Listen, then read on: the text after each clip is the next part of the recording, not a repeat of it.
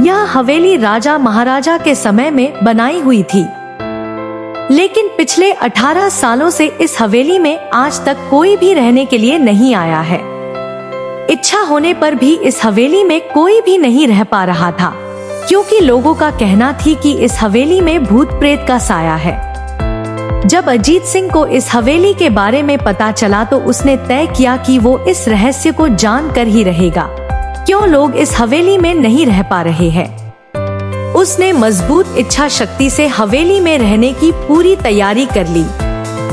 जब उसने हवेली के अंदर जाने के लिए पैर आगे बढ़ाए तो दरवाजे पे किसी अनजान व्यक्ति ने उसे रोक लिया और नजदीक जाके बोले, कौन हो आप और किधर जा रहे हो? अजीत सिंह ने जवाब देने के बजाय उसने सामने सवाल किया, जी आप कौन? मेरा नाम अर्जुन सिंह है और मैं यही पास में ही रहता हूँ। अजीत सिंह ने कहा, ओ अच्छा, मैंने सुना है कि यह एक भूतिया हवेली है और यहाँ कोई नहीं आ पाता है, इसलिए मैं इस हवेली में एक दिन रुकने का फैसला किया है। अर्जुन सिंह ने कहा, जी हाँ, आपने सही सुना है और आप भी अंदर मत जाइए, मेरी माने तो आप भी वापस लौट जाइए, यहाँ बहुत खतरा है। यह सुनकर अजीत सिंह खुश हो गया, जैसे उन्हें कोई लॉटरी लग गई हो। अर्जुन ने उसकी खुशी को देखकर बोला, आप क्यों खुश हो रहे हो? आपको तो भूत का नाम सुनकर डर लगना चाहिए। शायद आपको पता नहीं होगा कि मैं भूत प्रेत में काफी दिलचस्पी रखता हूँ। अगर इस हवेली में भूत है तो मैं अंदर जरूर जाऊंगा और सारी सच्चाई का पता भी लगाऊंगा। इतना कहकर अजीत सिंह उस हवेली में चले गए। अंदर जाके अजित ने अपनी बैग को साइड में रखा और हवेली के चारों ओर देखने लगा। सारे रूम भी चेक कर लिए। बाद में ड्राइंग रूम में आके सोफे पर बैठ गया। उसने वहां बैठकर दारू के 2-4 पेग भी पिए। वहीं अचानक उस रूम में लाइट का एक बल्ब चालू बंद होने लगी, लेकिन अजीत ने उस पर ध्यान नहीं दिया। थोड़ी देर बाद दूसरा बल्ब चालू बंद होने लगा, फिर तो हवेली की सारे लाइट चालू बंद होने लगी।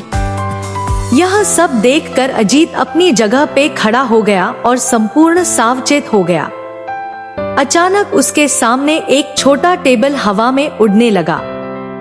करीबन 6 फुट हवा में ऊपर जाके गोल गोल घूमने लगा और बाद में अजीत की ओर तेजी से आने लगा। अजीत ने तुरंत ही अपने जगह बदल दी और दूसरी ओर चला गया और वो टेबल वहीं जाके गिरा जहां अजीत खड़ा था। अजीत कुछ समझ पाता उतने में सोफे की शीट उसकी ओर आने लगी। वो जल्द खड़ा हो गया और छलांग लगा के दूसरी ओर कूद गया, जिसके कारण सोफा दीवार को टकराया और अजीत बच गया। अचानक सब कुछ शांत हो गया। अजीत ने चारों ओर सतर्कता से देखा और बड़ी आवाज में बोला, तुम जो भी हो सामने आकर के बात करो। वहीं एक बड़ी परछाई उसके सामने आई।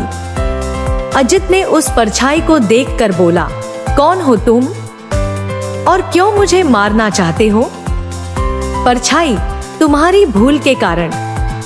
अजीत, मेरी भूल? मैंने कौन सी भूल की? परछाई, इस हवेली में आने की भूल। मैं किसी को भी इस हवेली में खुश नहीं देख सकता।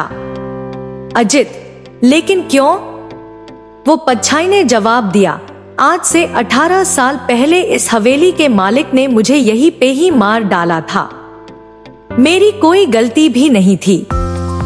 इस कारण की वजह से मेरी आत्मा इस हवेली में भटकती रहती है।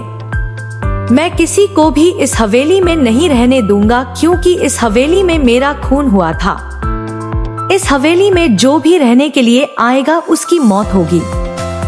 अजीत ने कहा, मैं तुम्हें अपने असली रूप में देखना चाहता हूँ। तुम्हें मारने से पहले मैं तेरी यह इच्छा अवश्य पूरी करूंगा। और उस परछाई ने एक भयानक दरमियाना रूप ले लिया। उसका चेहरा इतना भयानक था कि अजीत भी एक क्षण के लिए डर गया था, लेकिन दूसरी ही क्षण में उसने अपने आप पर काबू पा लिया। बाद में इसने अपनी जेब में से सफेद पाउडर निकाला और उस भूत के पर फेंक दिया। भूत के पर पाउडर पड़ते ही वो जलने लग गया। बड़ी बड़ी ज्वालाएं उठने लगी। वो बहुत जोर जोर से चिल्लाने लगा और बाद में पूरी तरह से जल गया। उसके बाद अजीत ने चैन से सांस लिया और वहीं पर सो गया। दूसरे दिन सुबह जब अजीत को सही सलामत हवेली से बाहर आते देख अर्जुन को आश्चर्य हुआ। अर्जुन ने अजीत से पूछा, तुम कैसे जिंदा हो? जब अजीत ने अर्जुन को कल रात को घटी घटना को पूरी तरह से बताया और बोला, अब यह हवेली भूतिया हवेली नहीं रही। दोस्तों, आपको यह कहानी राजस्थान के कोटा की भूतिया हवेली कैसी लगी, प्लीज हमें कमेंट करके जरूर बताएं।